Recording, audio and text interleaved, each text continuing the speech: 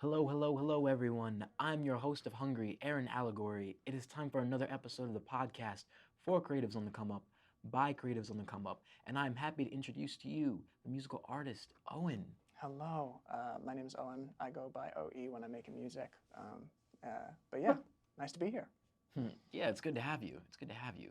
Can you give us a little more information on like your musical journey so far? Yeah, totally. I mean, I'm a musical artist and I'm also a writer and a performer and creator. Sort of generally, I do a bunch of different sorts of things. I know you're also a poet, and I do poetry. But yeah, in terms of like the music specifically, I make hip hop music. I've been doing that for like since 2019, sort of putting out actual music. Okay. And I'm a member here at Rec where we're recording this. And yeah, uh, came out to Philly sort of mid-pandemic and found this place, and it's been a really great resource. And yeah. Yeah. What was the biggest hurdle with your first project that you put out? First project I put out was, well, I guess it depends. So I was part of a music collective when I was in college up in Boston called the Hip Hop Society, and we put together like a project that was an album. So there was that. That was the whole thing. But in terms of my first solo project, I put out an EP in 2019, and that, I guess the biggest hurdle with that was sort of I, it's tricky to say because I guess the biggest hurdle was sort of like there was a period because I was mainly working with people I was in college with, right? Mhm. And we had started working on it towards the end of the spring semester, and then we went away for the summer, and there was a lot of work that didn't get done on Yeah. it for a period. Like, so we had done a lot of work and done some recording, and then It's we that. were, and then it sort of sat, and we were gone for a period, and then we came back, and and uh, and I guess that sort of break in the middle was not bad necessarily, but it was, I guess it was sort of a hurdle to get over in terms of there was just stuff we couldn't do when we weren't sort of physically around each other, Mhm. and when we had other things going on. Specifically, like the main person who was producing it was like off the grid. He was like Oh, okay. not reachable at the time. So there was just there wasn't a lot we could do. And I like made music over the summer as part of the collective. We did like a mixtape and stuff, but that EP had to like sit and wait for a little bit, which has proven I'm currently working on like my first like full length body of work, and that has taken even longer and Yeah, has involved people even more waiting. people underestimate how much goes into an actual album and how much Yeah, work that really is. yeah. Well, and especially, I mean, particularly like with the pandemic, that has extended out. That right, that interrupted a big part of the process and extended out a lot of what I thought was going to happen much more quickly. But yeah, but it's also just like yeah, like I think people tend to think about art and creativity as very sort of Easy well, not or not just easy, but I think it's a thing of like natural or just like effortless. yeah, like there's this idea that art is this sort of like magical process that happens, Yeah. right? That it's sort of it's energy that flows through you, and you sort of have that you have to be inspired, and like there's an aspect of that that's true, but I also think like there's a lot of like really like finicky detail oriented work that goes into Oh it yeah. that people don't see, like just sifting through vocal files, or Yeah. like working out syllable counts for a line, or just like tiny Yeah. things, which I think like artists and creatives like thrive on that kind of like little work, but it doesn't get like the most right press or whatever. Yeah, there's some more artists that have been highlighting that. Like I remember I saw on Kaylani's Instagram, she actually showed how many takes of perfect takes of the song Sure. that she really did before that even got chopped up and put together. It was 17. Yeah, yeah. 17 perfect takes. Not takes, perfect takes. Yeah, and then you have to like decide which one to go with. Like that's sort Yeah. of what part of the process I'm in right now with this. I guess I'll call it an album. Yeah, having like stuff where it's like I have to decide between like these little parts that like most people are probably not going to notice the differences or aren't going to know if I picked one thing versus another, but Yeah, I'll but yeah, know and it'll get to exactly. me. so Exactly. so like And that affects how you talk about the art as well. absolutely, yeah, and also like how good you feel, because that's the other, I think you have to, there's a certain amount of like perfectionism that's going to get in your way as an artist. I know that's certainly been true for me, but I think it's also important to not. It's important to feel good about the work you're putting out in the world, because there's no guarantee anyone else is going to. So so it has to be about like you knowing that you did the best you could do, and doing and feeling as good as possible as you can about the work that you're putting out. And Honestly, I'm a big perfectionist. So Sure. my system is to just do both, because I know that like my output still has to go up more. Yeah. So I have work that I'll wait and have it like sit until I think it's absolutely perfect, or think that it's powerful. And then I have work where I just give it a certain number of edits.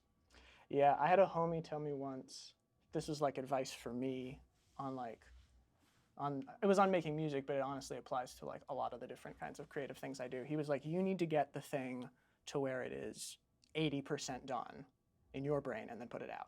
Yeah. Get it 80%, because the 100% done that you're reaching for is something you're never gonna reach, and It's imaginary. It's completely imaginary, and also like not gonna, your 80% is seems to other people like much higher than that. Oh, right? yeah. So you have to get it to where it's 80%. And I was like, and then I like haggled with him, and I was like, how about 95%? Can you do 95%? Yeah. And eventually we settled it about get the thing 90% done. Get it 90% done, and then be like, okay, it's okay to let it go now. That's why I've been doing 15 edits, just because Interesting. I write a song that's half good, that I think I'm like, okay, cool, this is a half decent song, like it's solid. It's not. Do I think it's like moving oceans? No, Sure. but it's a solid song. There are worse people that put out like worse songs, and I'll just come back and make it 5% better 15 times. And I do that just because I did the math and I saw the math done out for me. Where if you take something that's a 5 out of 10 and you make it 5% better 15 times, Sure. it's now more than a 10. Sure, it adds out well. Yeah, and I think it's also like, it's interesting. There's always like the conflicting impulses over the course of the process. I think the other thing is if you sit with it too long, you can like lose the tiny part of you that kind of feels like it's the greatest thing that's ever existed. Exactly. I think you can't let that sort of delude you, and put out something that. But there's got to be at least like, I feel like a tiny part of you that's like, this is genius and essential, and like this is a thing that people really need to hear. You got to have that like little piece to you. Yeah. Well, that's why it's very important to even finish songs like when you start writing them. I feel like or just get it all out. Literally, just like flush it all out. Yeah. No, absolutely. And I think it. I mean, it depends. I know for me, it depends on the songs. I have songs that I've been writing for years. Literally years, that have taken a really long time, and arguably also like, I feel like I hear this with poems a lot. People talk, but but I think it's true for a lot of creative things. It's like the thing is never done, just finished. Yeah. Like the thing, which again I think is that like 100% thing. You're never going to get to it where it feels like the thing is completely done. And honestly, if you did get it to be done, right, that means it's dead. It means it doesn't have any sort of vitality to it, and it's not going to sort of exist in the world in a way that feels.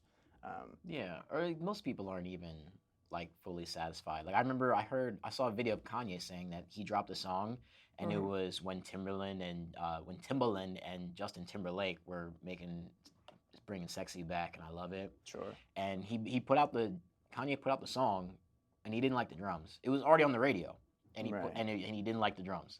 So he literally went to Timbaland, got him to do the drums, and then switched it out. Interesting. Yeah. No, and Kanye definitely one of those perfectionists. Yeah. And also like, I feel like a lot that can be said about Kanye, but one thing that I guess.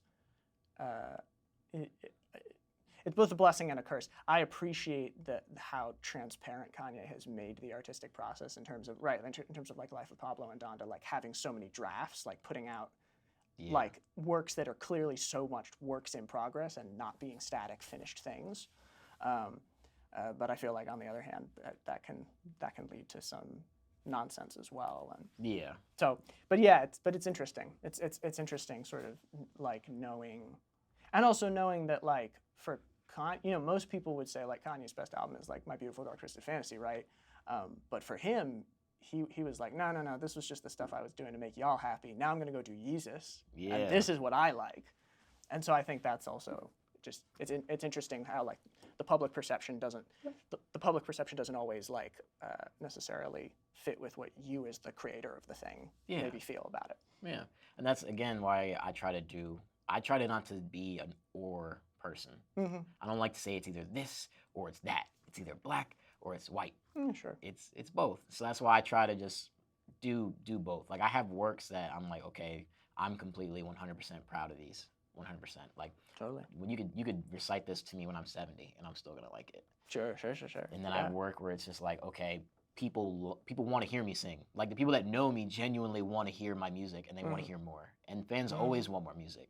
So that's why I have a different segment that is like, okay, this is the music that I'm just gonna constantly pump out. For sure. Yeah, it's always a fun thing to like come back to a song.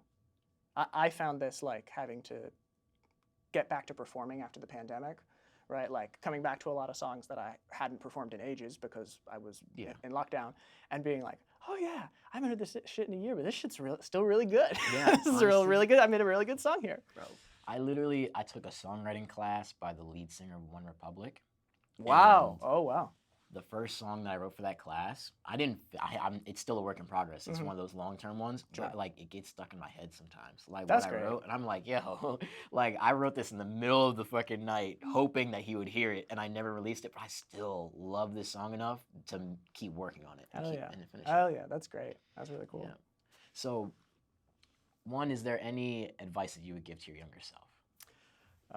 There's probably a lot of advice I would give my younger self, not that he would necessarily take it. And it's also probably advice that my current self needs, but I guess the first thing that comes to mind is just like, be kinder to yourself. Just be kinder to yourself. You know, it doesn't have to be, you know, in all sorts of ways, right? In all sorts of ways you can forgive yourself more. Yeah, honestly, I feel like beating yourself up it's human. It's also a waste of energy. Yeah, I think it's just there's only so much you can. There's only so much guilt that is really like. That's useful. Yeah, at a certain point, it stops stops allowing you to grow, right? Like and yeah, I think just that would be the main thing I would say. Yeah. All right. Also, I want to know, what is the worst struggle meal that you've had so far? Worst struggle meal? Oh my God. I mean. And that could be broad.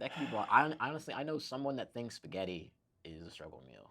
Damn. I disagree, but. Really? Wow, that's crazy. I mean, I would say maybe not the worst necessarily, but like the what's coming to mind is like the sort of most, like the least struggle meal, if that makes it like the most sort of paltry struggle meal. I've had dinners that were just Sour Patch Kids. Okay, yeah. Straight up. I've been like, oh, I did not have, there's no food. I did not bring food in this situation, and there are only Sour Patch Kids available, but I need to put something in my stomach. So I'm just going to eat these Sour Patch Kids for dinner. Yep. And I've done that multiple times. Yeah. Unfortunately. I've definitely done that. But yeah, that comes to mind. That definitely comes to mind. Yeah. Damn. It's been a pleasure having you on the show. Yeah, thanks so much for having me. Is there anything that you have coming out soon? I hope so. Yeah. I hope so. I mean, I'm hoping that the project, the full-length project I've been working on, is going to be done soon. I'm excited about that. There will probably be at least one more single that comes out before there's a single that's out right now called Bad Days, which you can go and listen to on all streaming platforms. But I'm hoping to put out like at least one more single and possibly a video or two in sort of the rollout before the album comes. But yeah, that's coming down the pike this year, and I'm excited about it. We will look forward to it, and we will keep you accountable on putting everything out. We are also accountability buddies over here. Yes, sir. Yes, sir. Yeah. So this has been another episode of Hungry, the podcast for creatives on the come up, by creatives on the come up. This has been an excellent experience, excellent conversation, and we're so happy that you tuned in. We will see you next time. Thanks for having me, y'all. That was fun. Thank you. Thanks for having me. That was great.